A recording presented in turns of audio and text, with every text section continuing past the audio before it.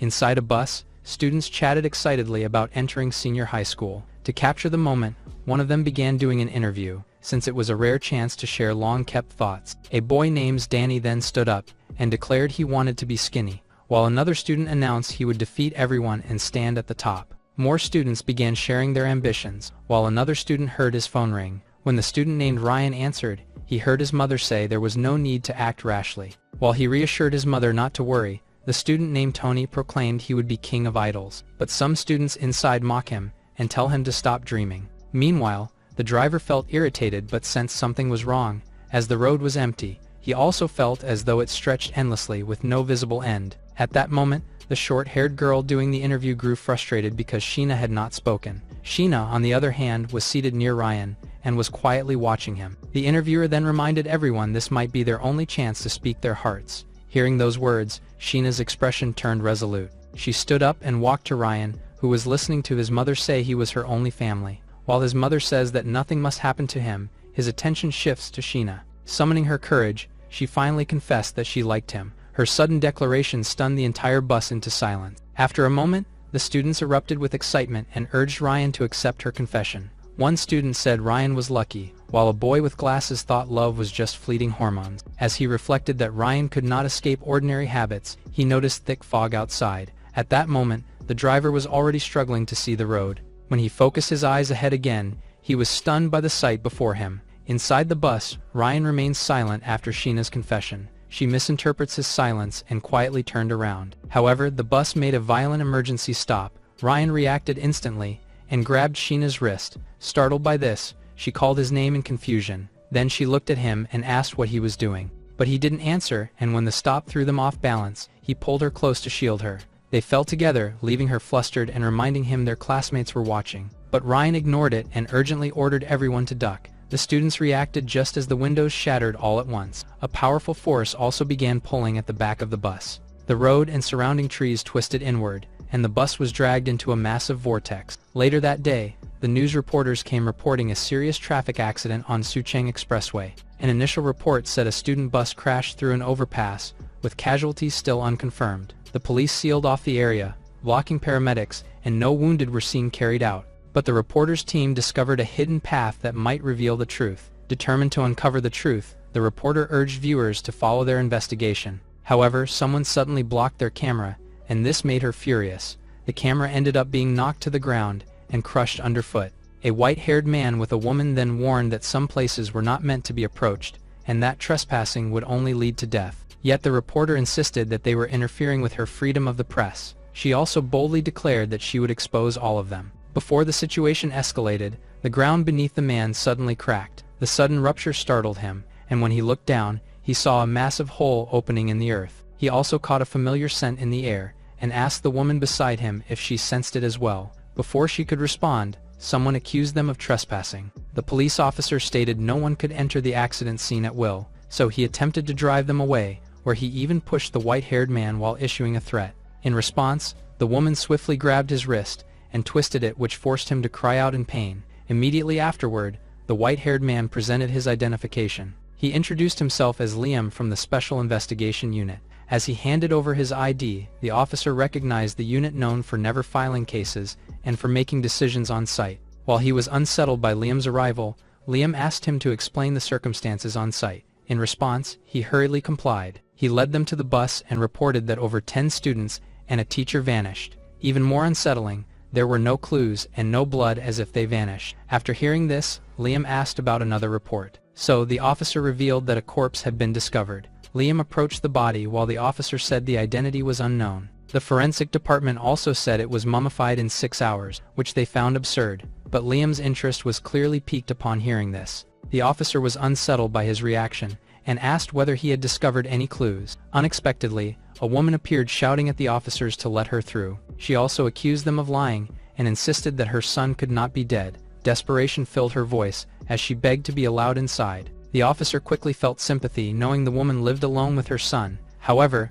Liam narrowed his eyes as he observed her carefully. He then instructed his companion Tao to monitor every family of the missing students. He also emphasized surveillance must cover every hour with no blind spot. While Tao calmly acknowledged the order, the grieving woman began calling out Ryan's name. tears streamed down her face as she demanded to know where he was. A few hours earlier, the students on the bus had been violently thrown. As Ryan recalled, when the bus was swallowed, he heard someone calling his name. Soon after, his eyes slowly opened, revealing a blurry and unfamiliar scene before him. The person beside him was visibly relieved and excited to see that he had awakened. Ryan sat up with sharp pain in his head as Faye and Sheena's voices echoed faintly. When he attempted to stand, he collapsed to the ground instead. Seeing this, Sheena cried out in distress. Ryan, on the other hand, felt his body hurting from the fall. Suddenly, he saw Sheena hurry to his side, with tears welling in her eyes. She even embraced him tightly and expressed her relief that he was safe. However, his eyes widened in shock as he took in the hazy surroundings. Confusion filled his voice as he asked where they were and what had happened to the others. Faye and Sheena exchanged a silent glance. After a moment, Faye pointed upward and said the others were above. Ryan slowly lifted his gaze. He saw their classmates hung unconscious in midair, and Faye said they had been like that before waking. Upon seeing this, Ryan was speechless, but he was interrupted when Sheena began to panic and speculated about their condition. She cried out loudly that they might already be dead. Yet they were suddenly interrupted when all their classmates fell. As each of them regained consciousness, they questioned where they were. Seeing their growing panic, Ryan realized the situation could spiral out of control, but the class monitor stepped forward and urged everyone to stay calm. He insisted they contact the police and asked whose phones still worked. However, when they checked, there was no signal on any of their devices. The discovery sparked more panic, and one student turned to Peter, the class's top achiever. He pressed him for an explanation, and Peter fell into deep thought. He bit his thumb nervously as he considered the worst-case scenario. Suddenly, the monitor mentioned a police station on Shin Road and suggested going for help, but Peter found it naive. When a male student volunteered to go, Peter quickly stopped him. He then approached the monitor and suggested that he should carry out his idea, but the monitor said he couldn't leave because he had to look after everyone. Tension quickly rose as students refused to stay in the strange place any longer. At that moment, Ryan stepped forward and suggested that no one should go alone. He warned that the fog was unnaturally thick and strange, so rash action was dangerous. Peter then turned to Sheena, saying people would help more if someone attractive asked, but his comment earned him an unfriendly glare from Ryan, though he seemed completely unbothered by it. He went on to remind them their teacher was still unconscious, and the driver had vanished. Some students began to cry, as he added that beyond the fog, nothing was visible at all. Turning back to the class monitor, he remarked that finding the police will bring prestige, and the suggestion clearly caught the monitor's attention. After a moment of hesitation, he finally decided that he would go himself. However, Ryan watched Peter's faint smile with suspicion. Meanwhile, the class monitor cautiously approached the wall of thick fog.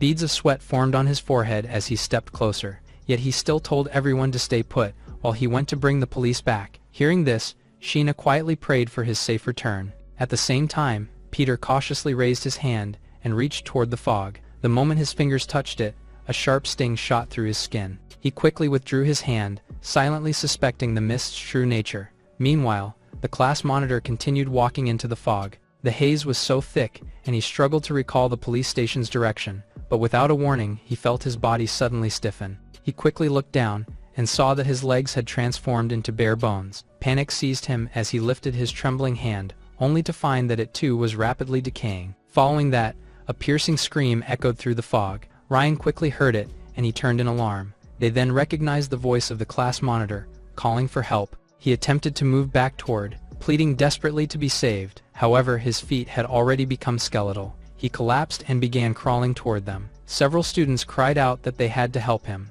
but Ryan stopped them and urged them to wait. They then called him a coward, but he replied that rushing in without a plan was more dangerous. He then turned to Faye for her outerwear, and this left her surprised. So he repeated the request for more outerwears, and she complied, even she's doubtful. Ryan began knotting the outerwear together to form a long makeshift rope. After he tied a rock to one end, he lifted it into the air and threw it toward the fog. The weighted cloth landed near the class monitor, and he shouted for him to grab it. With trembling hands, the monitor seized the fabric, while Ryan pulled with all his strength. The strain was immense, and the knotted cloth began to tear. Seeing this, sweat poured down Ryan's face. After a tense struggle, the monitor was finally dragged back out of the fog. The force of the pull sent him crashing into Ryan. But to everyone's horror, what they saw was his skeleton, and he weakly muttered something about the fog. Before he could finish his words, the students cried out as his remains began to disintegrate. Later that night, Liam was casually biting into a strawberry. Below him lay the corpse of the class monitor. He then remarked that the more polished a fruit appears, the easier it rots under pressure. Yet even as he spoke, he wondered whether there might be an exception this time. Liam remained seated at the scene, while on the other side of the fog, the students also stayed at the same place. Danny among them began to cry, which soon irritated some of the others. He quickly explained he wanted to go home, and that his mother would scold him if he returned late, but he was told to stop crying instead. With no choice, he tried to stifle his sobs, but soon noticed something nearby. He saw someone using a stick to write something, and it was Ryan himself, so he approached and asked what he was doing. Ryan replied he was piecing together the unknown, but the boy only grew more confused. Suddenly, a loud voice asked where they were, and they saw their teacher, Zhao, awake. Clutching his head, he stood up and questioned why there was so much fog. He looked around in confusion, and asked about the bus and the driver. Then he also began questioning the students. He grabbed one of them and reminded them they had been on the bus moments earlier. He also turned to another asking what had happened, but no one answered, so he urged them to speak. Tony then told him to be quiet since no one wanted to explain from the start. Some students also muttered that it was irritating how he often seemed unaware even in class. The atmosphere grew tense, and Ryan quickly sensed it. At that moment, Sheena called his name and grabbed his arm. He turned to her in confusion, and asked what it was. She quietly admitted she needed the restroom, but felt uneasy going with only Faye. Yet hearing this made him visibly flustered and unsure how to respond. Afterward, Sheena walked toward a nearby bush. She told the two of them not to look back. Ryan awkwardly agreed, while Faye assured her she would keep him from turning around. Still, Sheena felt embarrassed that her composed image had faded. Meanwhile, Ryan and Faye stood facing away and heard the noise of her relieving, so both of them felt awkward by the loud noise. Faye was sweating nervously as she struggled to think of something to ease the awkwardness. Her gaze soon fell on Ryan's hand, and she asked what he was holding. He replied that it was a piece torn from the class monitor's shirt, but this surprised her as the monitor's body had already vanished. Ryan said the corpse was gone, but the cloth fragment remained, and he had no explanation. Faye hesitated before asking whether they might eventually die, trapped within the fog. Ryan fell silent, thinking of other dangers, and admitted things might worsen. She was alarmed by this, and she pressed him for clarification. In response, he answered that it's about the food, but their conversation was cut short when Sheena returned thanking them. Noticing their grim expressions, she asked what was wrong, but he replied it was nothing. As time passed, the students huddled together in the corner. One of them asked when they would be able to go back, but no one had an answer. It was also already dark, and hunger began to gnaw at them, so they could do nothing but lower their heads in silence. Meanwhile, a girl admitted she had finished all her food and was starving, so she asked the boy beside her about the last biscuit they supposedly had. He quickly claimed that it was already gone, though in truth, he had hidden it. Upon hearing this, she dejectedly mutters that she's already hungry. However, she saw him moving suspiciously, but he said it was nothing. She then caught sight of the hidden food and demanded a share, yet he shoved her away instead. Then he claimed it was his, so she accused him of pushing her over food after saying he liked her. While he said those feelings were meaningless, Danny observed quietly. He slowly reached into his pocket, as the others remained distracted. He then quickly turned back and tried to hide his food. After that, he began to eat without hesitation. Before he could swallow properly, someone suddenly stepped on his back, then kicked him hard, causing him to cough up what he had just eaten. The students quickly gasped when they realized it was their teacher. Ignoring the shock around him, he picked up one of the Danny's foods. The boy cried out that it belonged to him, but the darkened teacher only sneered at his claim. Then he struck him while declaring that it belonged to him now. As Danny lay on the ground in tears, Zhao called for everyone's attention. He ordered the students to hand over all their remaining food, and announced that from that moment on, they were to obey him. Danny stayed sprawled on the ground, as Zhao shouted at everyone to move faster. The other students then began to wonder if their teacher had lost his sanity, but he only continued hurling curses at them, so Sheena trembled and instinctively clung to Faye. Peter, on the other hand, fell silent as Zhao repeated his demand for all remaining food. The threats grew harsher, and Ryan realized the teacher was no longer rational. He also realized that in this fog, only strength ruled. Just then, Zhao suddenly kicked one of the students, targeting a girl who had been clutching some food.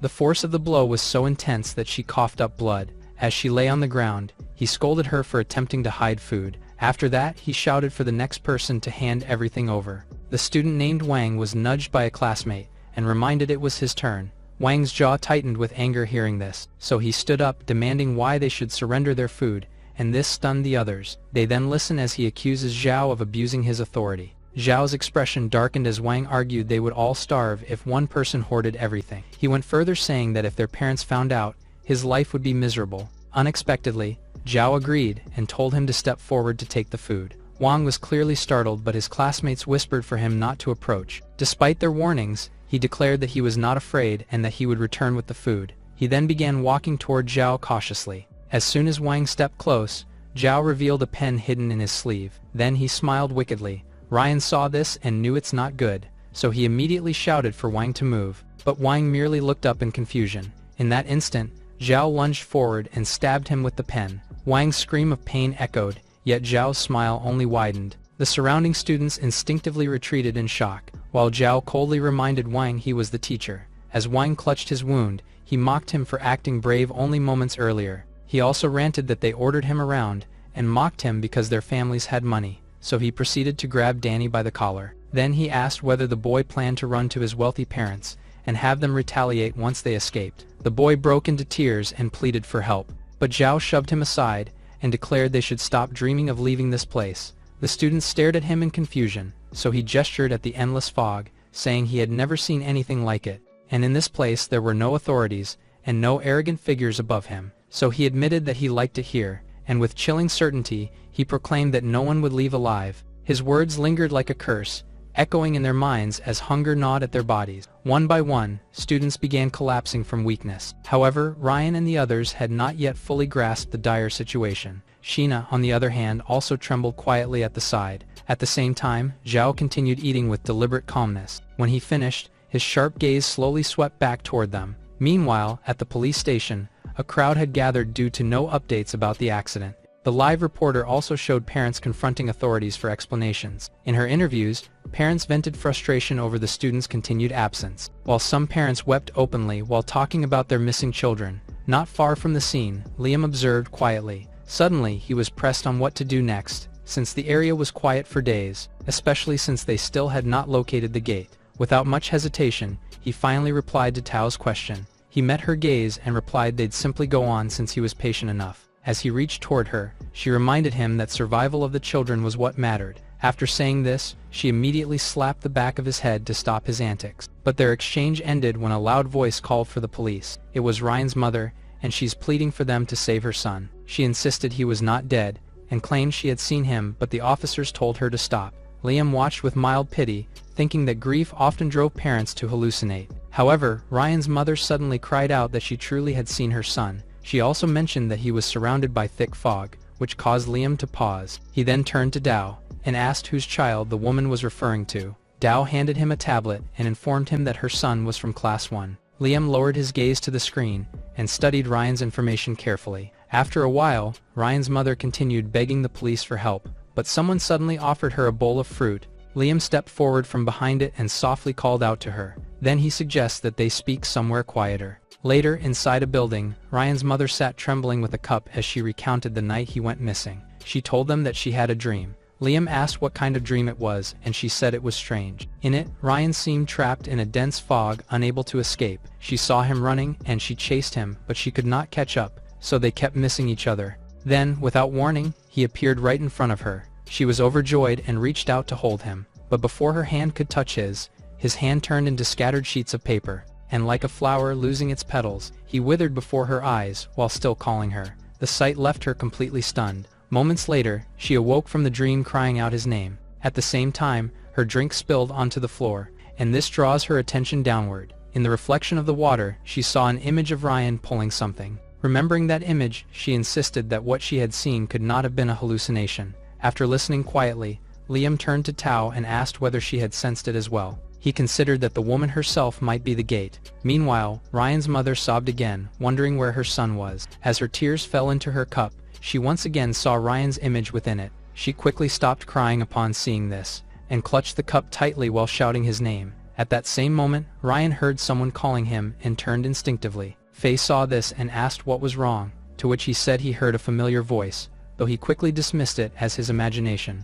Before they could dwell on it, Faye turned to Sheena, who suddenly collapsed. She then said Sheena had always been weak, and after so much fear and hunger she might not last. Upon hearing this, Ryan's gaze shifted to Zhao, who's still eating unconcerned. Then he looked back at Sheena, whose condition was visibly worsening. As whispers of hunger spread among the students, Zhao kept eating openly before them. Sheena lay weak beside Faye, her strength nearly gone from starvation, while Wang pressed his hand to his bleeding head. Watching all this, Ryan knew that in the fight for food they had lost defense and they were collapsing. Suddenly, Zhao lifted a bag of potato chips. He waved it in the air and asked who wanted this delicious treat. The student's attention quickly snapped toward him. Wang was tempted, but his eyes fell on the pen still clenched in Zhao's hand. One student muttered that he wanted it, but fear of what happened to Wang kept him back. Zhao then remarked that none of them seemed truly hungry, so he would enjoy it himself. He tore open the bag and began eating. He also deliberately chewed loudly in front of them. The exaggerated crunch echoed,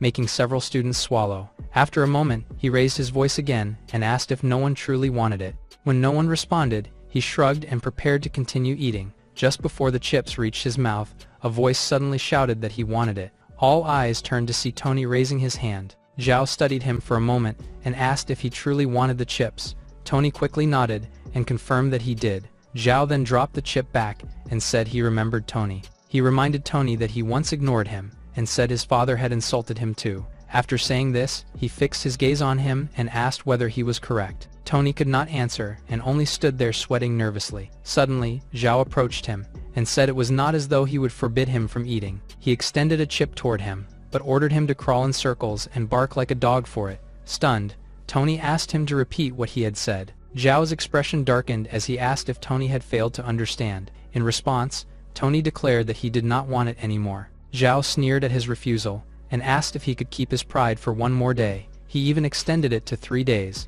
and fear spread quietly among them. He continued, suggesting 5 days, and Ryan felt sweat gather on his back. From the side, Peter bit his finger as he added that it could even be 10 days. He then turned back to Tony and asked again if he would still cling to his dignity. Under the weight of hunger, Tony finally sank to his knees. His face darkened and his expression hollow as he began to bark. But when his eyes locked onto the chips in Zhao's hand, he barked louder and cared for nothing. Zhao found the scene amusing, that he burst into laughter as Tony knelt before him. He then mocked that it was a pity Tony's father could not see this, but he would still reward him. Upon hearing this, Tony readily agreed. He reached for the chip Zhao extended, but at the last moment, Zhao deliberately let it fall. He stepped on it and crushed it into the dirt. Then he casually claimed that it had slipped from his hand. So he told Tony that this was all he would receive and asked whether he still wanted it. Tony tremblingly picked up the broken pieces and placed them into his mouth while insisting that he did. He even reached for the fragments again and swallowed them fast.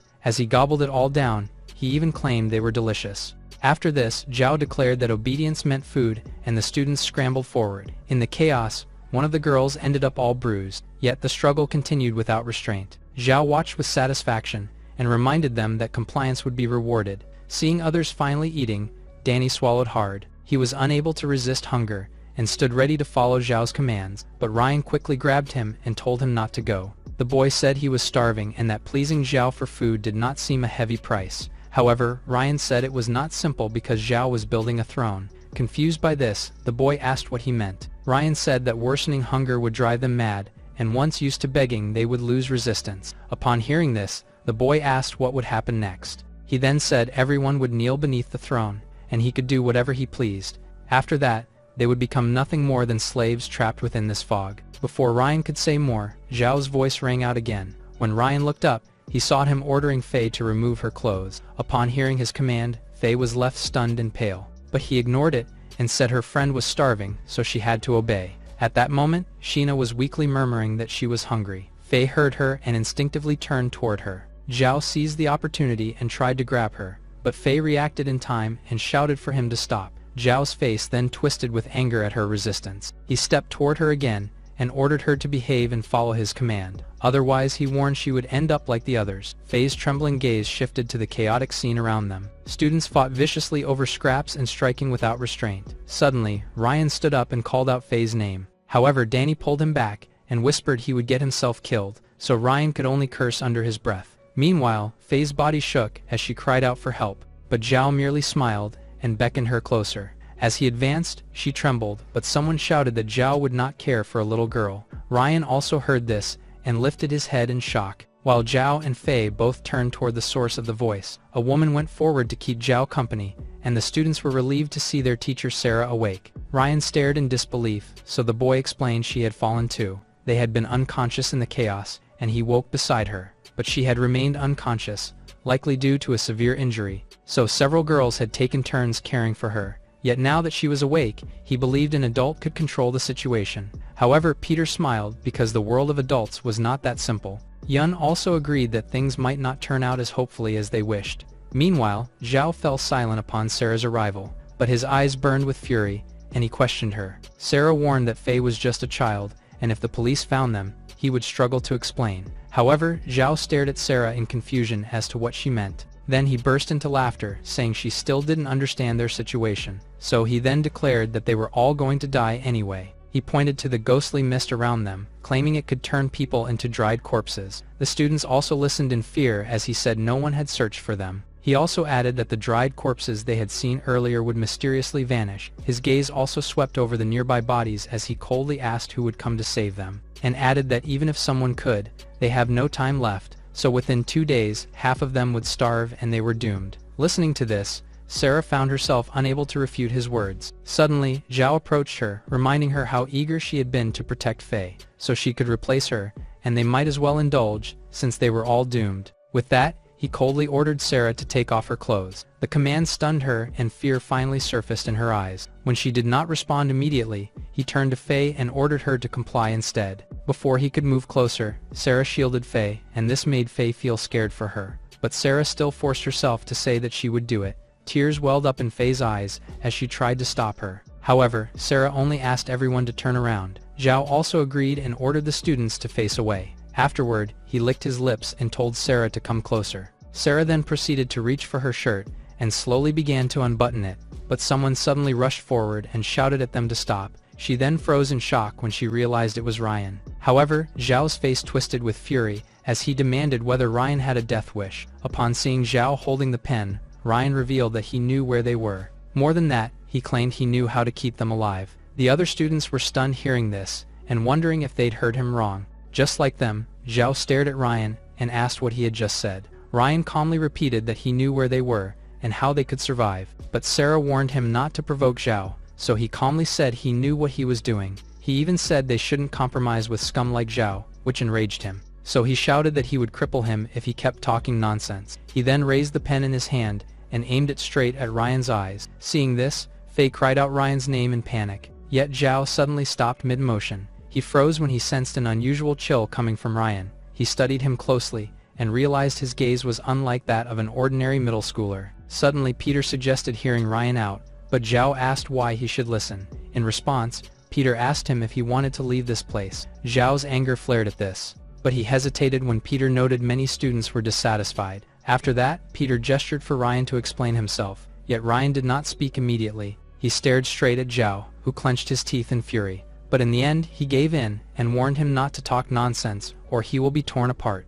Ryan finally smiled and urged them to calm, as he explained the mist had cut them off from the outside. Because of this, he compared it to being stranded on an island with rescue unlikely soon. However, Zhao reminded him everyone knew that, and accused him of wasting time. Ryan then calmly stated that what he really meant was they were still in H City. More specifically, he tells them they were in the downtown area within the third ring, but the students dismissed it as nonsense, insisting the police would have found them. Yet Peter suddenly silenced them, saying he trusted Ryan's judgment, so he urged him to continue. Ryan quickly told everyone to examine the floor tiles and the lawn beside the bench. He noted the grass was agrostis edged with violets, and the wooden path rose over shallow steps among the trees. The students finally noticed this, but one argued similarity alone wasn't significant. Ryan then added that even the magnolia lampposts marked H City's third ring district. Most importantly, he got a flyer with H City's area code, so they were in its third ring east side, which meant it was also the place where their car accident had occurred. Hearing they were still in H City eased the students, giving some hope of returning home.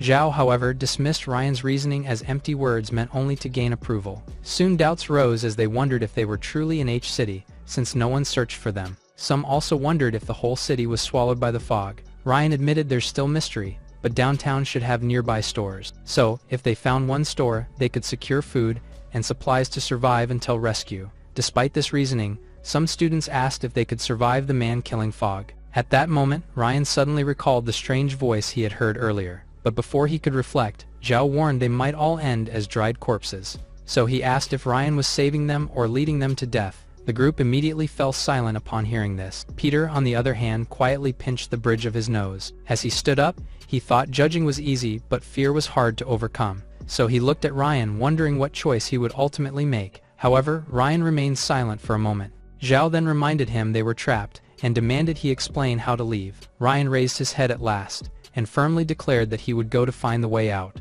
Afterward, the pile of food lay scattered across the ground. Ryan's group ate quietly, while Zhao reminded him he had finally given him what he wanted. But Ryan did not respond and simply continued eating. So Zhao said Ryan had boasted about finding a way out, and began to threaten him if he failed. Ryan finally told Zhao to relax, since if he failed he'd already be dead in the fog. Hearing this, Zhao remarked that he would indeed die first, but the statement shocked the boy. Yet Zhao added that Ryan's death would not end the matter. As he spoke, he suddenly grabbed Sheena and pulled her toward him. Faye immediately tried to pull Sheena back, but Zhao seized her and said he knew Ryan was close to Sheena, so he would keep her. He also warned Ryan of the consequences if he tried tricks. Then he leaned close to Sheena to show it. Disgusted by this, she quickly turned her head away and called Ryan's name. Ryan quickly stood, telling Zhao to come with him, and Danny since they needed 3 people. However, Zhao narrowed his eyes and replied that it would not be possible. He claimed that he had to remain there to control the others, so he turned to the others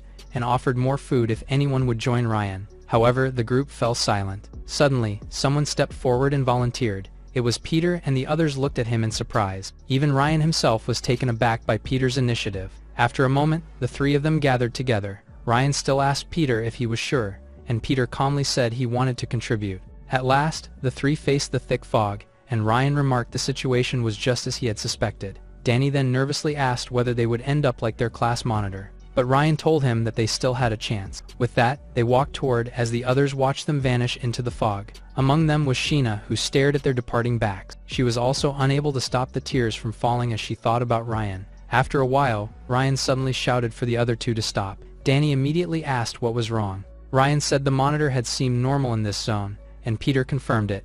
After knowing this, he slowly raised his hand and carefully reached toward the fog. But the sight frightened Danny, who anxiously asked what he was doing. Peter also began to sweat nervously, while Danny warned Ryan that it was dangerous. Ryan's hand quickly paused in midair for a moment. However, he gritted his teeth and pushed forward to thrust his hand into the fog. Danny quickly covered his eyes, fearing Ryan might turn into a corpse, but Peter urged him to look. At that moment, Ryan's heart pounded loudly in his chest, as his hand remained inside the fog. When he slowly opened his eyes, he discovered that his hand was completely unharmed. A deep sigh of relief escaped him, as the result matched what he had expected. He then said the area ahead seemed safe, and Danny asked if they'd avoid becoming corpses. Before he could answer, Peter noted that even the strangest phenomena still obeyed rules. He reasoned that though the fog was unknown, it seemed harmless within a certain range. So he asked Ryan if he was trying to determine the boundaries of this safe zone. Ryan did not answer directly, but instead he told them not to follow him. Danny immediately asked where he was going,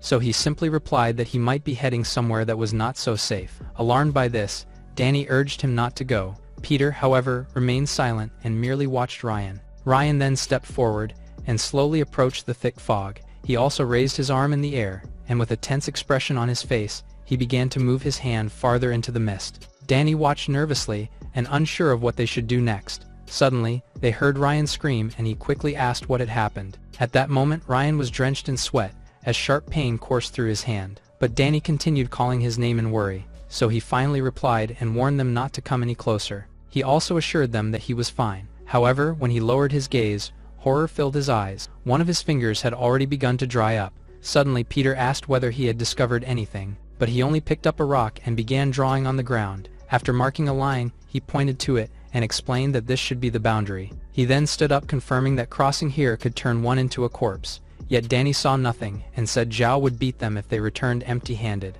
Peter then suggested they'd need to cross the barrier to get food and asked Ryan for ideas. Ryan noted that fog drifts toward crowds, yet here it didn't, which puzzled him. Hearing this, Peter began thinking about the relationship between fog, drifting air, and people. After a moment of thought, something suddenly occurred to him. Ryan confirmed Peter's realization that the key factor was people's presence. He explained that where they gathered, the fog was thinner and let them move freely. But once someone left the group, the fog turned deadly and grew denser. It was like a fire in the dark, with each person serving as a source of light. The more sources there were, the wider the illuminated area would become. After hearing this explanation, Danny finally began to understand. Ryan continued, saying the fog turned fatal past a certain distance, but knowing that limit could keep them safe. Peter admitted Ryan's reasoning made sense, but asked what if they were wrong. Ryan calmly replied that if they were wrong, it would only mean dying sooner or later. After Peter admitted he might be overthinking, he asked their next step. Ryan then turned his attention toward the fog ahead. He glanced at the line and said they must measure the farthest safe distance. Suddenly, Peter called to Danny to try, and Danny stared back in shock, so he explained that Danny should contribute as well. However, Ryan said the idea was his, so he should try first. Still, Peter replied that he had said that dying sooner or later made no difference, so he pushed Danny while saying that since he'd come along, he had to prove his value. The sudden push caused Danny to fall to the ground, yet Peter continued urging him and insisting that it was his turn to go first. Danny quickly hesitated as he feared Ryan's judgment was wrong, yet he gritted his teeth as he thought about how Ryan had always taken care of him. So he gathered his courage and he finally declared that he would do it. He finally stood up and faced the fog with nervous steps. Ryan noticed his tense posture and reminded him he didn't have to force himself. In response, he assured him that he could manage it, though inside he was trembling with fear. His hands were also shaking uncontrollably. For a moment, he wondered whether Ryan had felt the same fear earlier. The monitor's fate also flashed in his mind, and he knew he didn't want the same end. So as his hands slowly reached toward the fog, he silently prayed that he would not die. Meanwhile, back where the others were waiting, the students continued to huddle together. Some of them had already fainted from hunger, while the rest wondered whether Ryan's group would return, since 2 days had already passed.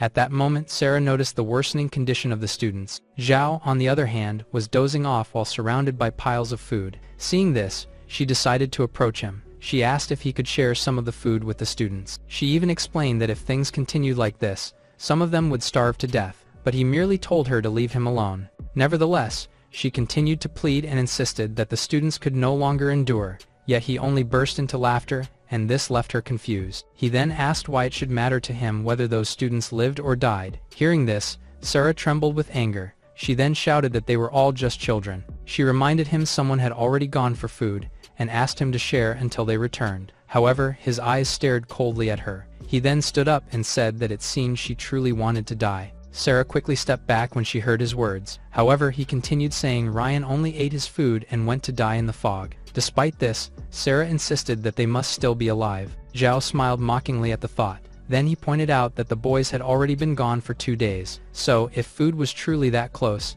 there was no reason for such a delay. She then tried to argue against his reasoning, but Sheena's voice broke the tension, as she quietly prayed for Ryan's safety. The sound of it caused Zhao's patience to snap. He immediately strode toward her. Then he raised his hand, and slapped her across the face. Sheena fell from the force of the blow, and Sarah cried out her name in alarm. But Zhao had already grabbed Sheena by the collar. He then shouted that Ryan was already dead. He also added that those brats deserved it for tricking him out of food. However, she clutched at him and refused to believe it. She insisted that Ryan would not die, and that she believed in him. Hearing this only made Zhao's anger flare even more. He violently shoved her to the ground, and the impact made her cry out in pain. He then asked her if she knew why he had kept her there all this time. He said he had once hoped they would succeed, but none had returned, so there was no point in keeping her any longer. Horror filled Sheena's face as she desperately told him to stop, yet he ignored her pleas, and moved closer to her. In the struggle, her clothes were torn apart. She then desperately cried out for help from the others. However, none of the students dared to respond to her calls. They remained silent and lowered their heads. At that moment,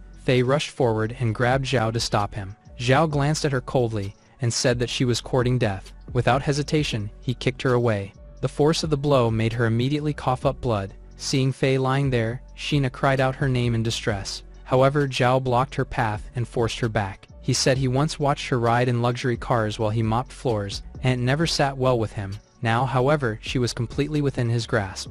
Thus, he could do whatever he wanted. At that moment, Faye struggled to stand up in order to help Sheena. Yet, as she tried, she realized everyone was too weak from hunger to stand against him. So Sheena was left all helpless, until she heard a loud bang. She looked up to see Sarah behind Zhao, clutching a brick she had just slammed into his head. Sarah quickly pulled Sheena into her arms, and assured her all would be well. Even so, her hands trembled, as she gripped the loose floor tile. Sheena then clung to her and cried in relief, yet her expression shifted to pure horror, as she looked behind Sarah. Sarah did not notice Zhao rising behind her, and asked what was wrong. Before she could react, Zhao grabbed her by the hair, He then furiously said that it seemed she truly wanted to die, and since that was the case, he hit her with the pen. Then he dragged the sharp tip across her face, causing her to scream in agony. Sheena, on the other hand, trembled helplessly as she witnessed this. Later after that, Ryan's group finally returned. The moment the other students saw them, they were shocked. Suddenly, Peter stepped forward, announcing they had found food.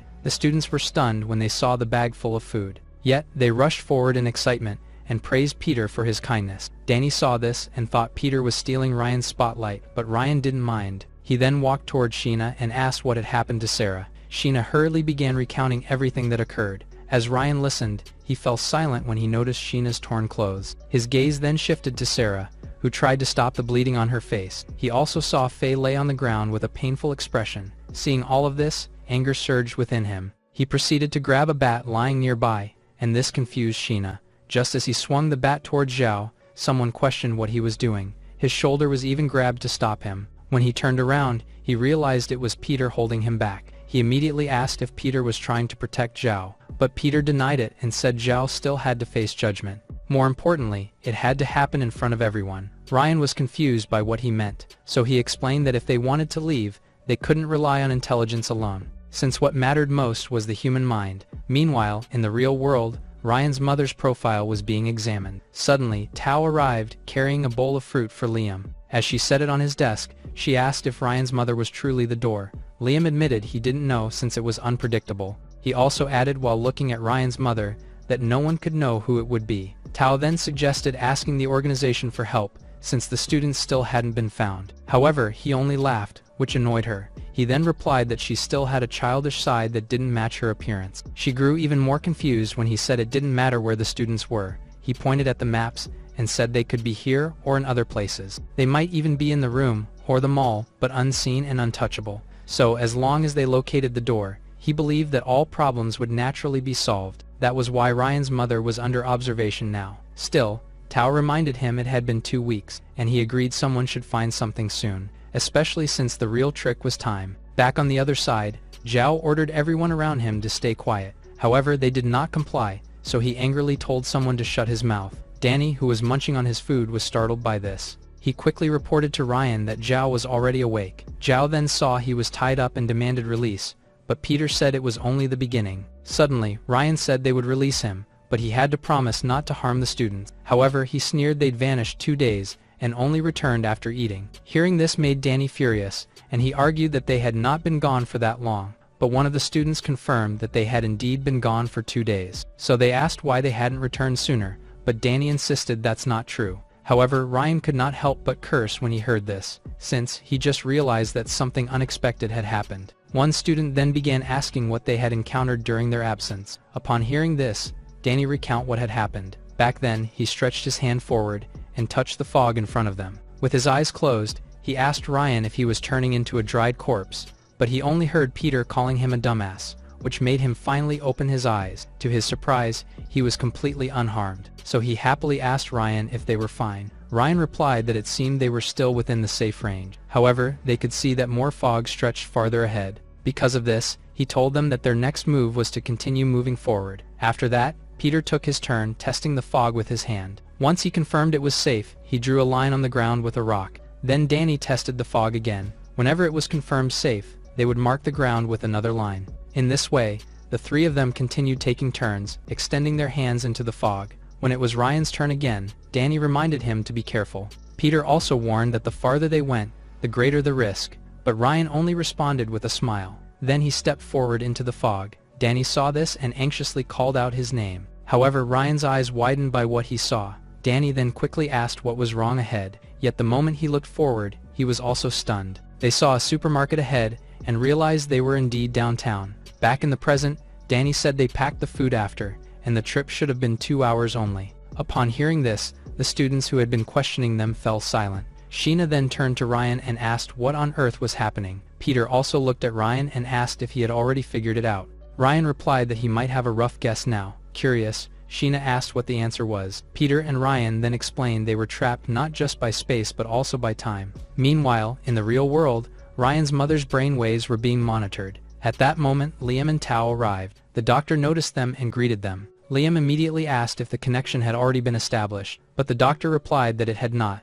He then noted 4 days had passed, and questioned Ryan's mother's fitness to be the door. The doctor nervously replied that time-based connections held many possibilities. However, this made Dao ask if they could measure the phenomenon but not control it. Liam said becoming the door required deep longing and stronger than normal brainwaves. Because of this, it was not something that technology alone could solve. So Ryan and his mother were the most likely pair capable of forming the door. Hearing this, Tao quickly asked if no one else could become the door besides them. Liam replied that there was actually another one. However, he pointed out that if that person became the door, the situation would be far more dangerous, since that person was Peter. Back in the other world, Ryan reminded them they were trapped not only by space. So Sheena, Zhao, and the others were stunned to learn they were also trapped in time. Faye quickly asked what he meant by that. Ryan explained they were stuck not only by the fog but also by a deviation from real time. One student then asked what deviation meant and if it would affect their chances of returning. Others also began asking how much their time differed from reality,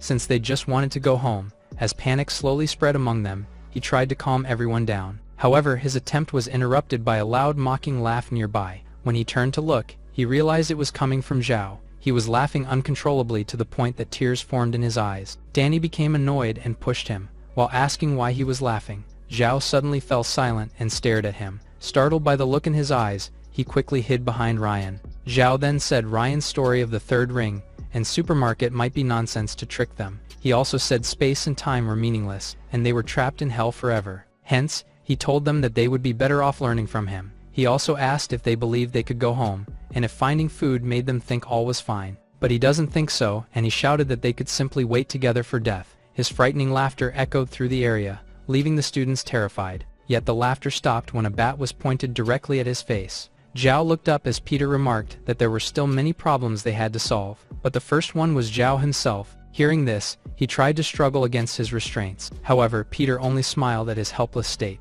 He then turned to the others saying they had suffered too much. He also admitted that he himself felt tortured by this, yet he believed they should trust and rely on the companions beside them. Several students quickly wept as Peter said no one knew how long they could survive there. So he pointed the bat at Zhao, accusing him of worsening their suffering through selfishness. He accused him of stealing food, beating the students, and bullying the girls. He even pointed out that Zhao had disfigured their respected teacher, Sarah. Because of this, he declared that he would not allow such a disgusting adult to stay, and that Zhao deserved to be punished. The students quickly voiced their agreement.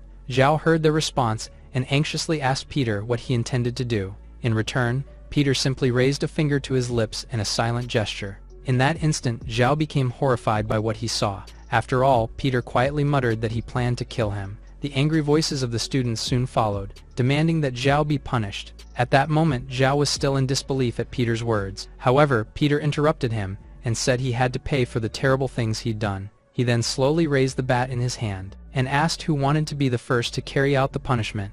Upon seeing the bat glistening before them, the students were confused. What followed was a heavy silence from the crowd. Nearby, Faye wondered what Peter truly intended, since he was no longer the same person. Ryan's brows also furrowed as he tried to understand Peter's reasoning. Meanwhile, Sheena wondered if they'd strike Zhao, while Danny worried what to do. Suddenly, Sarah quickly stepped forward to stop them from making a terrible mistake. However, she was halted when someone grabbed her wrist. She turned around and heard Ryan urging her not to go over there. She then reminded him she was their teacher, and it was her duty to stop the students. But Ryan replied that he was afraid she could no longer stop what was about to happen. At that moment, Tony was already holding the bat in front of Zhao. Yet Zhao was convinced he would never dare strike him, and even urged him to try. Just as he expected, Tony hesitated and eventually let go of the bat. He immediately burst into laughter, mocking Tony as a spoiled brat too cowardly to kill. Hearing this, Tony's body trembled in fear, yet Peter calmly picked up the bat. Then he handed it back to him, reminding him not to be afraid since Zhao was tied up.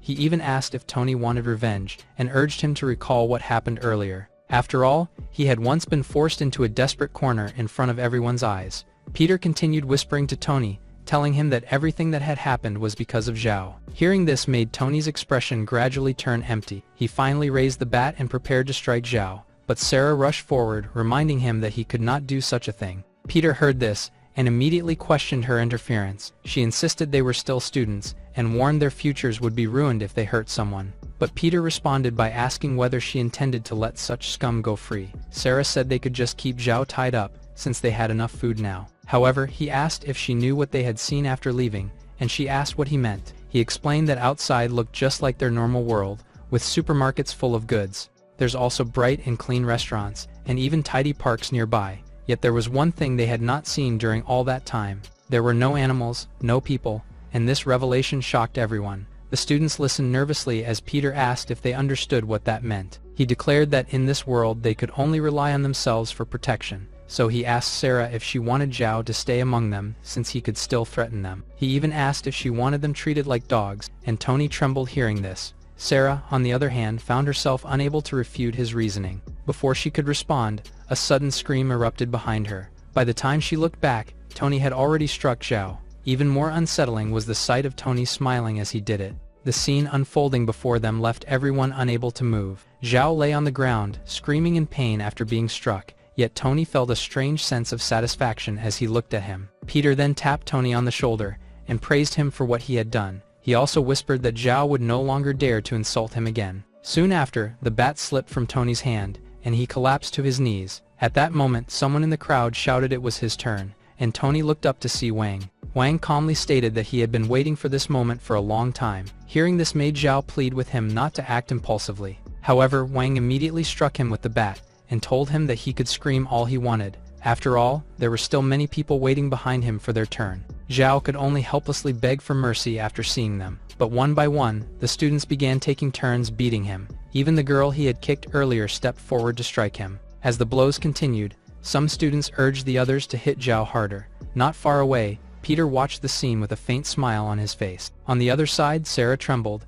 as she muttered that what they were doing was wrong. Sheena also whispered to Ryan that Zhao would be killed, and asked if they could stop them. However, he replied that every person was like fire, which could give warmth but also cause pain. Now that the flames of everyone had gathered, they had turned into a raging monster. After some time, Zhao lay motionless and severely wounded from the beating. Some students smiled with satisfaction, while others, like Ryan, felt conflicted. Suddenly, Peter reminded him that it was his turn. He then asked whether he still needed to participate. Peter quickly answered that he did. He also reminded him that everyone was watching. He added they needed unity to survive, and he still needed Ryan's wisdom and courage. But Ryan remained silent listening to this.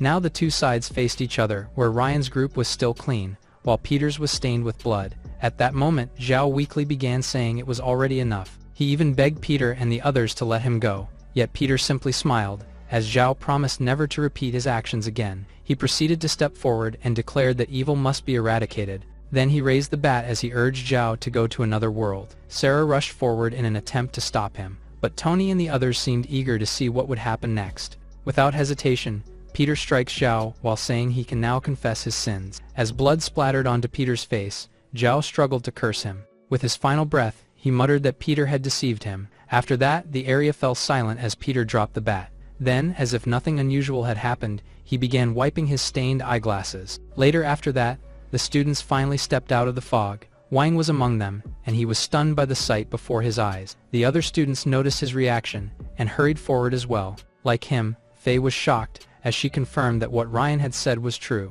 The city standing before them was indeed H-City. Some students began running around, celebrating that they would no longer have to starve. Peter also reminded them that as long as they stayed outside the fog's range they were safe. With that reassurance, he declared that their celebration could finally begin. But Ryan asked if he wasn't worried trouble might arise again. He quickly replied that everyone had long been depressed and needed to release emotions. Just as he said, the students excitedly began exploring the supermarket.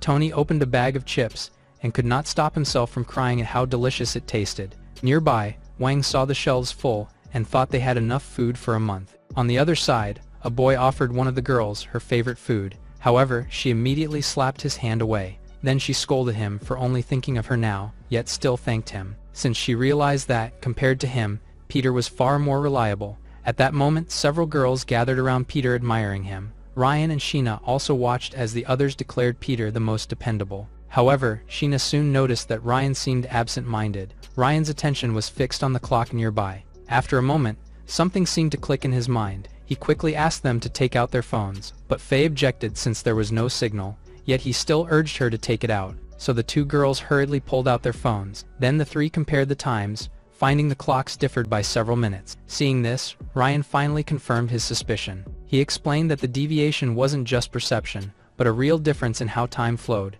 Sheena quickly asked what this meant for their situation. He replied that he had begun to suspect something, and in his view, they were simply in another city. Upon hearing this, she asked what he meant, but the sound of a bottle being opened interrupted them. The liquid was also poured into a wine glass, and sitting nearby was Peter, who was casually taking a sip. He even commented that it was a fine wine. However, his gaze remained fixed on Ryan. Ryan turned toward him just as he remarked that a new play was about to begin. He then slowly poured out the wine and asked Ryan what he would choose. Suddenly, they heard a loud scream, and they turned toward the source. There, they saw Danny lying on the ground, while another student stomped on him. The student was still not satisfied and continued hitting Danny. The others merely watched as he insulted him. He even mocks him for doing nothing but eating. Faced with the accusations, Danny could only apologize repeatedly. The student then decided to punch him in order to take back the food. However, his wrist was suddenly grabbed, so he quickly turned to the side. There he saw Ryan holding his arm tightly. Ryan also pulled him forward with force, causing him to stumble and crash into the nearby shelves. Furious by this, he demanded to know what Ryan wanted. Yet Ryan calmly replied that he should be the one asking that question. The student then accused Danny of stealing his canned food, and claimed he was just taking it back. But Faye asked what canned food he meant, since he didn't own the supermarket. The student dismissed her, and said picking the food first made it his. Faye became furious at his reasoning, but Ryan quickly stopped her. His gaze then shifted toward the other students. They were just casually eating and relaxing. So he asked them whether they truly believed they were safe. He warned them the city was still fog-bound, and danger could strike any time. Yet under such circumstances, they were already starting internal conflicts over trivial things. However, the boy dismissed Ryan's warning, saying there was no danger left. Suddenly, they heard another voice speak up in agreement with Ryan. It was Peter, and he reminded them they needed to stay united, especially now. He also warned that supplies would run out, so food must be shared carefully. Listening to this made Ryan turn to look at him and fell silent. Just then, a girl spoke up, agreeing with Peter as she picked up a fallen bottle. Everyone turned to see who it was, and realized that it was Shen. She slowly walked toward Sheena and Faye, whose expressions immediately hardened with anger. After all, she had remained silent throughout the earlier conflicts, and she had only appeared now. Regardless, Shen said every group needs a leader or it will fall apart like sand. She also added that after the last crisis, it was clear who could lead. So she pointed directly at Peter, and declared that he was the most suitable. Peter responded with a casual smile as he adjusted his glasses. Many students also agreed Peter was the most reliable to manage food, but the student who had been attacking Danny stood there in stunned silence. He pointed at Peter and angrily asked why he should listen to him when they were all classmates. But Ryan countered, asking why he could take food, but Danny couldn't if they were all classmates. The boy was left speechless by this, and unable to find any words to argue back. He eventually walked away. Peter observed the entire exchange while his eye was on Ryan. At that moment, a faint sneer appeared on his face. Later inside the mall, Sheena and Faye were strolling when they heard voices nearby. They then saw the other girls trying on expensive bags and clothes. Shen was also among them, and was being praised for how well the outfits suited her. Seeing this scene, Sheena quickly reminded them that it would be bad if the others found out. The girls were surprised by her sudden appearance. One of them asked if she thought anyone would scold them, and said if she was scared, she should not take one. Suddenly, Shen commented that a beauty like Sheena did not need any external decoration. However, she whispered that if she were Sheena, she would want to show her best self, especially in front of the boy she liked, and hearing this made Sheena's eyes widen. Her gaze slowly drifted toward the clothes displayed inside the store. Yet Faye noticed her conflicted expression, and called her name with concern. Meanwhile, inside the internet cafe, Tony and several other boys had booked the entire place. Peter was also there listening as they confirmed the computers could still run games. Just as he was about to leave, someone called out to him. It was Wang, who asked if he wanted to join since they needed one more player. After a brief moment of silence, he declined and told them to enjoy themselves. Meanwhile, Ryan stood alone on a balcony outside looking at the empty city. But his attention was drawn to a nearby voice saying the others were naive. He turned his head and saw Peter with a glass of wine,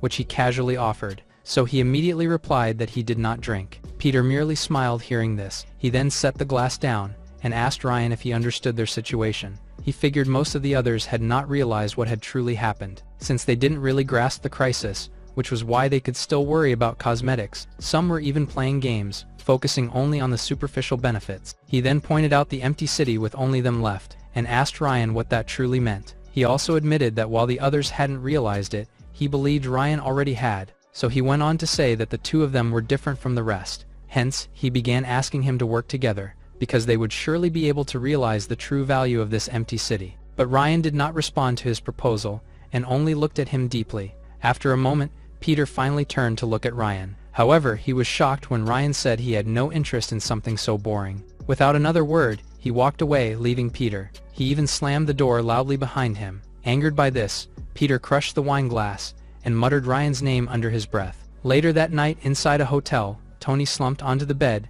feeling completely comfortable. Shen, on the other hand, leisurely bathed in a tub filled with milk and roses. Like them, Danny also felt at ease as he slept soundly on his bed. However, Faye could not help but shed tears alone, since she realized that Sheena had suddenly disappeared from their room. At that moment inside the supermarket, someone was busily grabbing a flashlight. It was Ryan, and he carefully turned it on to see if it was working. Then he quickly placed it into his bag. As he finished, he suddenly noticed a shadow passing outside. Confused by this, he quickly turned around, and he saw a girl walking toward a nearby store. He looked more closely, and he realized that it was Sheena. Later, inside the clothing store, Sheena stood quietly, staring at the dress displayed on a mannequin. She felt conflicted as she looked at it. But Shen's earlier words about dressing up for the boy she liked echoed in her mind. Determination gradually appeared on her face, and she reached forward to take the dress. But she was startled when someone called her name. She turned around, and saw Ryan asking what she was doing there so late. She then replied that she couldn't sleep, and just wanted to walk outside. After saying this, she asked why he was also there with a backpack. He briefly explained he was gathering necessities, and warned her not to wander alone. But this made her say he was always reliable, and that without him she might already be gone. With that thought, she suddenly stood on her tiptoes. Then she asked if he would continue protecting her all the time. Ryan's gaze immediately shifted to the side. She quickly panicked due to this, and tried to explain herself. But before she could speak further, he covered her mouth with his hand. Then he whispered to her to stay quiet. After removing his hand, she nervously asked what was wrong. He quickly pulled her aside and whispered that someone seemed to be moving outside. The two of them hid and quietly watched, as someone in a raincoat walked past the store. After seeing this, they looked at each other with confusion. They soon realized that the person had just come from the supermarket. But Ryan grew suspicious because the person wore a raincoat even though there was no rain. The two of them then decided to go to the front of the supermarket to investigate. As soon as they arrived, Ryan smelled something unusual, which made Sheena worry. Not long after, his expression turned serious, as he realized that something was not right. Moments later, they saw the inside of the supermarket beginning to be engulfed in flames. Ryan immediately ordered Sheena to find the others, and she quickly complied. After she left, he placed his bag on the counter to reach for the fire extinguisher. But he looked at the corner, and found it missing. He was then confused, as he clearly remembered seeing it there earlier. With no other choice, he ran toward the staff room. He forcefully kicked the door open, and he finally spotted a faucet and a bucket inside. Meanwhile, inside the hotel, Sheena announced the supermarket was on fire and urged them to help put it out. When they all rushed to the scene, they were shocked by the size of the fire. One of the students quickly told everyone to fetch water from the nearby restroom. So the students moved swiftly, carrying buckets of water and throwing them toward the flames. Ryan was among them, repeatedly splashing water onto the growing fire. However, everyone soon realized that the flames were only becoming fiercer. At that moment, Ryan looked up at the ceiling and suddenly remembered something. He stared at the overhead sensors, wondering if they had stopped working. Then his gaze shifted toward the entrance where thick smoke was escaping. Without wasting another moment, he ordered everyone to close the door. The others immediately questioned him, fearing that the smoke would suffocate them. However, Peter ordered them to follow his instructions. One of the girls quickly pressed the door button, and once the door closed, the smoke had nowhere to escape. The people inside began coughing violently, as the thick smoke filled the space. Ryan covered his nose as well, and someone anxiously asked whether this plan would really work. He stayed silent with his fists clenched, as the others complained of being smoked to death. Despite the pressure, he continued hoping that the sensors would activate. Moments later, the sensors finally released a stream of water. The sprinklers quickly drenched the area and began extinguishing the flames. After some time, the other students reported that the fire had finally been put out. Meanwhile, inside, Peter ordered Wang to begin calculating the losses. Wang then led several students to inspect, while Ryan quietly looked around on his own. As Ryan walked through the area, he suddenly noticed something on the floor. So he squatted down to examine the bottles more closely. After studying it carefully for a while,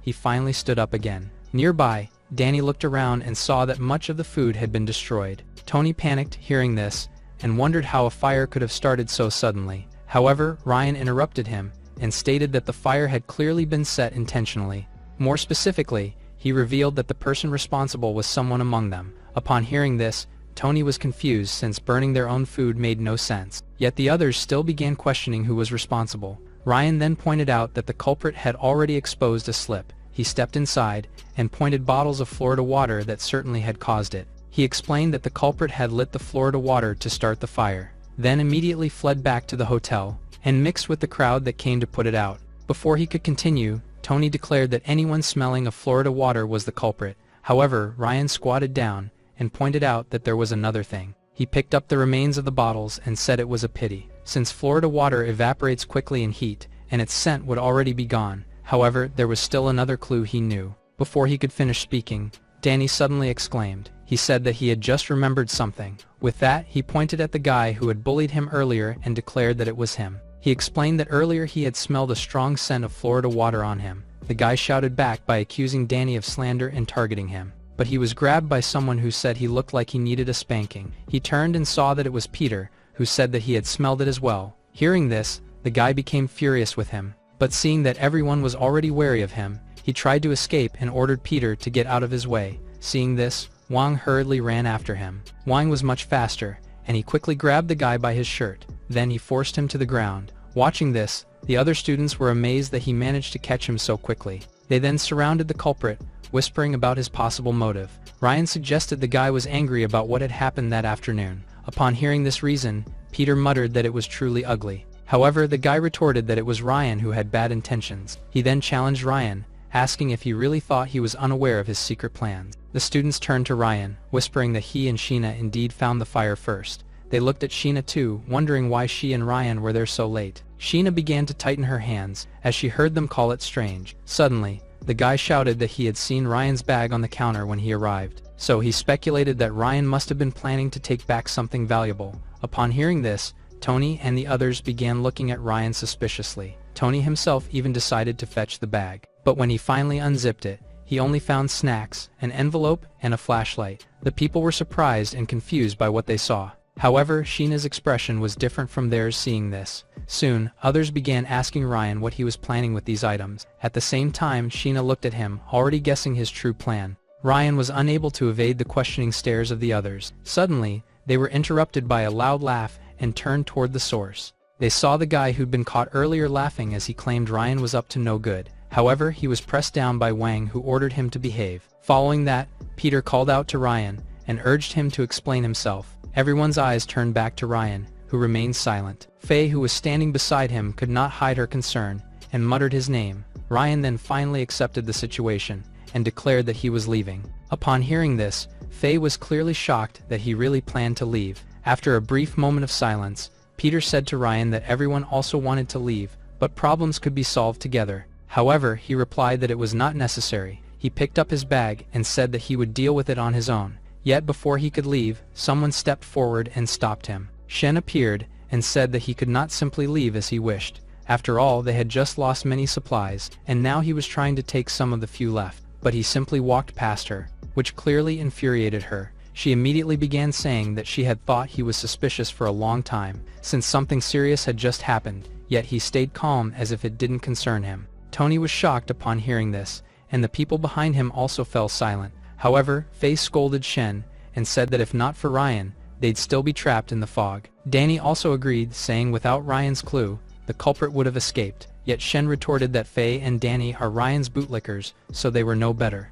Before she could continue, Peter immediately ordered her to stop. She looked at him furiously after being interrupted, but Peter only stared back at her with a threatening gaze. In the end, she had no choice but to remain silent. Peter then turned to Ryan and said that it seemed he had already made up his mind. Ryan replied that he had never planned anything else from the start. Hearing this, Shen pointed out again that it seemed he already knew what would happen. Peter sighed and finally chose to compromise listening to this. He said they needed someone to investigate the area, and that he respected Ryan's choice to stay or leave. However, he warned that no one should undermine the group's interests like the captured man had. He added that he understood their differing views, and had already spoken with Ryan, yet Ryan did not respond, and only stared at him silently. Regardless, Peter firmly declared that he would not tolerate such behavior again. The other students soon began discussing among themselves. Suddenly, they heard someone shout from behind that she would leave with Ryan. When they turned to look, they saw that it was none other than Faye. Faye continued to emphasize that she would leave with Ryan. since she believed it was too dangerous for him to go alone.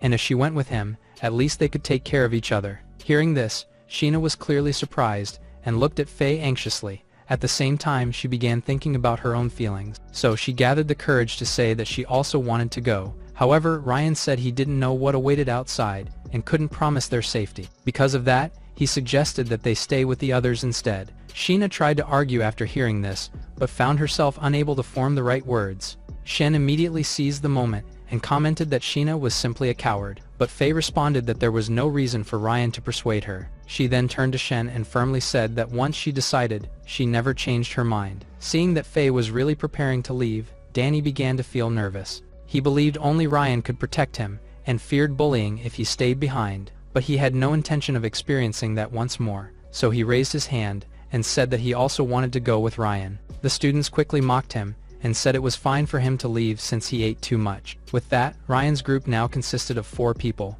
while Peter just watched the scene silently. After a moment, he calmly asked if anyone else wanted to leave. Someone quickly raised his hand, and said that he would go as well. Yet he added one condition where anyone leaving should take enough food and water for at least 2 days. The other students immediately became furious upon hearing this. But their protests were interrupted when he explained his reasoning. He said that, if they managed to find more resources outside, they would return and inform the group. After hearing this, Peter quickly agreed to the condition. Suddenly, Sarah arrived asking if everyone was okay and how the fire started. She even began checking them to see if anyone had been hurt. So, Peter reassured her that everything was under control, and said he would explain the situation to her. Meanwhile, students whispered that she was unreliable, since she hadn't heard despite the hotel's noise. After a while, Sarah was told what happened and asked Ryan if he was certain about leaving. Ryan simply nodded and admitted that she also did not know what to do, but she felt that the situation was becoming increasingly unsettling. He then said it was better to have a leader than to be scattered. Still, she's worried since they'd just settled down,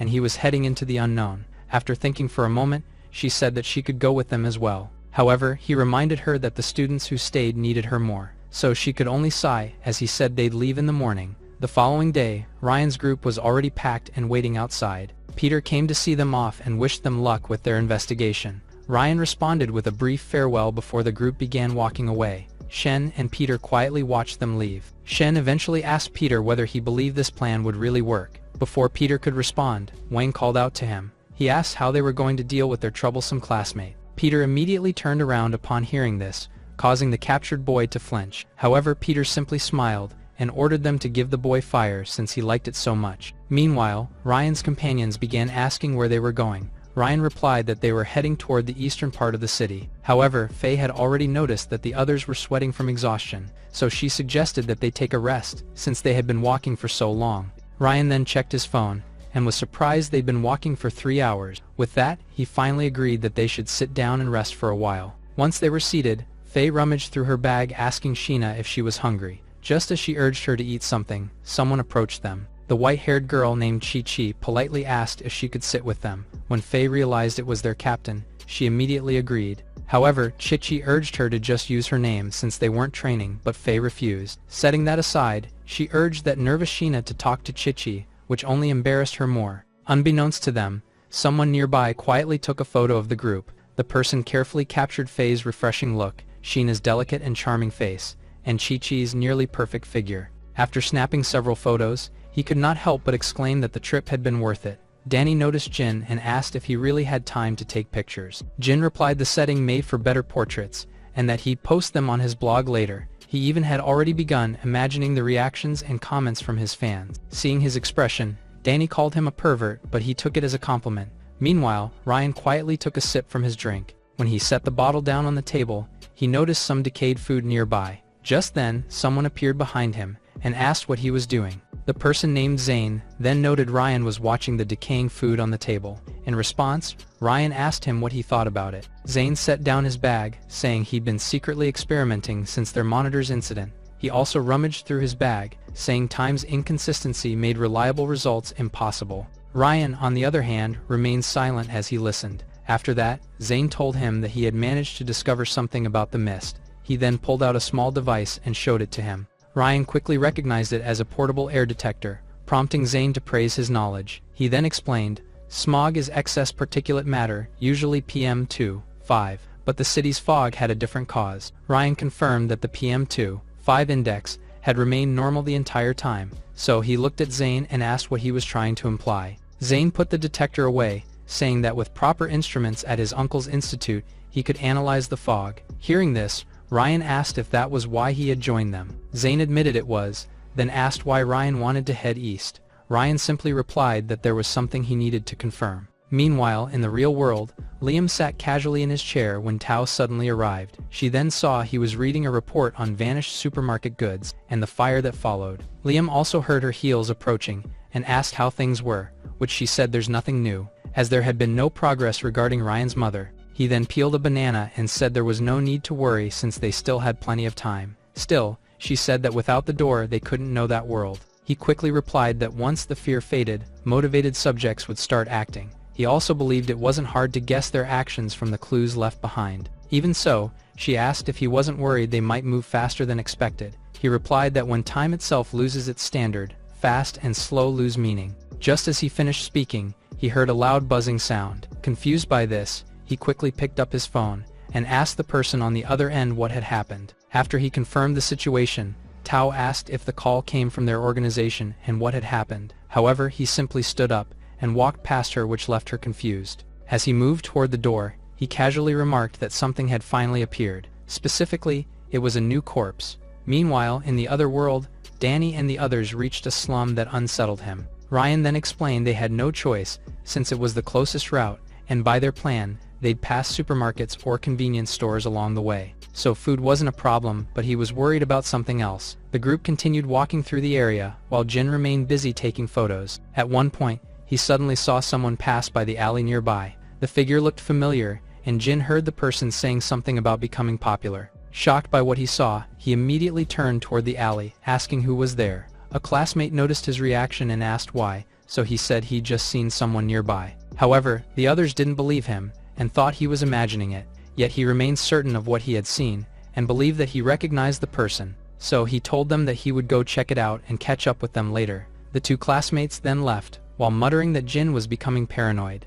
Afterward, Jin continued forward with his camera in hand. As he walked deeper into the eerie alley, he noticed that the surrounding fog was becoming thicker and thicker. So he swallowed nervously, and finally stopped walking. Then he raised his hand toward the mist, wondering if it was truly dangerous. But after he put his finger into the fog, he was unharmed, so he wondered if he was just overthinking. However, a strange smell suddenly reached his nose. He quickly looked down at the ground to check what it was, and he was shocked to see that it was blood. He continued examining the area, and noticed that the blood also stained the nearby walls. Yet he couldn't understand why blood appeared when only their group was around. He then decided to look around more, but what he saw next on the ground filled him with horror. Lying there was another camera just like his, and it was completely stained with blood. Despite his fear, he slowly approaches the camera lying on the ground, but a loud curse echoed nearby and startled him. He then immediately wondered if someone else was there. Yet remembering how strange this place felt, he quickly decided to find a hiding spot first. He turned around and searched for somewhere to conceal himself. The shouting of people continued somewhere close by, and the sound of something crashing echoed through the alley. Jin quietly crouched beside a stack of boxes, while listening to the distant screams. However, his body trembled uncontrollably with fear. Suddenly, he noticed someone walking nearby. Panic filled him as he worried that the person might head in his direction. But the footsteps were already approaching, leaving him with no chance to move, so he could only remain where he was, and grit his teeth in fear. Moments later, the footsteps passed by him, but he had kept his head lowered the entire time. When he finally dared to look up, it was already empty. Only then did he realize that whoever it was had already left. At that moment, his camera lit up, and he realized he'd accidentally pressed the shutter. He then looked at the photo that had just been taken, but what he saw left him stunned. The picture showed two of his classmates running away in panic. Confusion filled him as he wondered how they could have appeared there. Suddenly, he remembered the camera he had seen earlier on the ground. With that thought in mind, he cautiously moved forward into the alley. After spotting the camera again, he quickly picked it up and nervously checked its contents. What he saw next horrified him, since the camera held the exact same photo he had just taken. Meanwhile, Ryan checked his map and told the others there was a store ahead. Upon learning this, the student Luke began cursing Peter for giving them poor supplies. However, Faye asked him where Jin was, since he'd been walking right behind them. Another student replied that Jin had heard something and went to check it out. Ryan then warned it wasn't safe in the fog, and asked why Jin went alone. The student tried to defend himself, saying that it was not his fault, but Luke said they'd find Jin first, and let the others wait at the store. With that, he urged the student to come with him. Watching them leave, Sheena could not help but ask Ryan whether they would be alright. Ryan replied that he still had not fully understood how the fog worked. Just before he could finish speaking, they heard a loud scream suddenly echo in the distance. Moments later, they saw Luke and the other student running back toward them in terror.